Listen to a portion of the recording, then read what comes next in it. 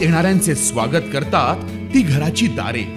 आपले घर, बंगला, ऑफिस, फार्म हाऊस यासाठी सुंदर डिझाइन केलेली jumbo French door, safety door आणि तीही 18 गेज GI सेक्शन मटेरियल वापरून आणि 80 मायक्रॉन पावडर कोटिंग केलेली, संपूर्णपणे मेंटेनन्स फ्री।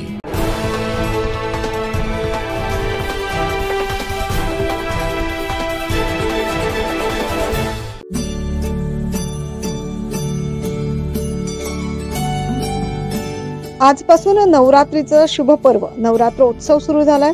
नाशिकचे ग्रामदैवत असलेला कालिका मंदिर परिसरात नवरात्रोत्सव मोठ्या उत्साहात साजरा केला जातो आणि याच निमित्तानं या परिसरातील मार्ग हा वाहतुकीसाठी बंद राहणार आहे।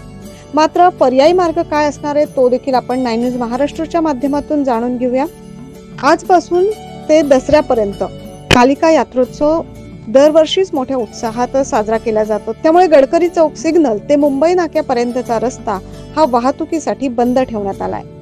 नाशिक शहर वाहतूक शाखेने नाशिकची ग्रामदैवत असलेल्या कालिका देवी यात्रोत्सवानिमित्त संबंधित मार्ग आजपासून ते दसऱ्यापर्यंत बंद राहतील अशा प्रकारची अधिसूचना काढली आहे। मात्र प्रवेश बंद असलेल्या रस्त्यांवर पोलिसांची वाहने, रुग्णवाहिका, अग्निशमन दलाच्या वाहनांना परवानगी असणार आहे। कोणता पर्यायी मार्ग उपलब्ध करून दिलाय ते देखील पाहूया।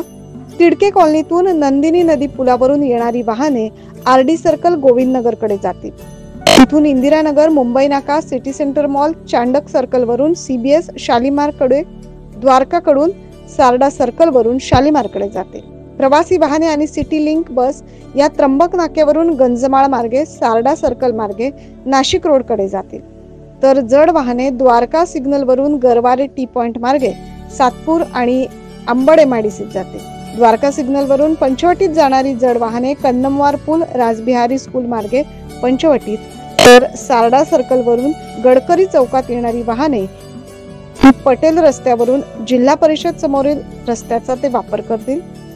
अशा पद्धतीने पर्यायी मार्ग देखील सुचवला आहे, तरी वाहन चालकांनी पर्यायी मार्गाचा अवलंब करावा असे आवाहन नाशिक शहर पोलीस विभागाकडून करण्यात आले। Bureau report 9 news Maharashtra.